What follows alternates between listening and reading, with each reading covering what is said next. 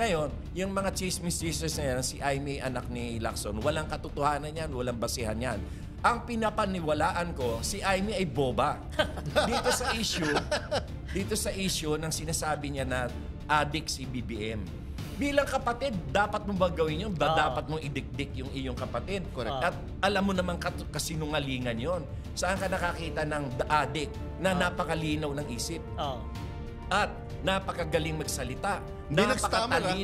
Napakatalino mag-discuss ng mga bagay-bagay. Napakatalino magbigay ng guidance sa cabinet. Correct.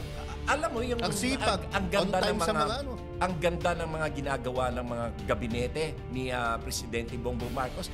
Yun ay sigon sa instruction at sa direksyon na binibigay ni BBM. Hindi naman yun yung mga cabinet ay mga alter ego ni BBM yan, pero yung kanilang mga ginagawa ay sigon yan sa kung anuman ang galing instruction. Lahat kay BBM. Oo. Galing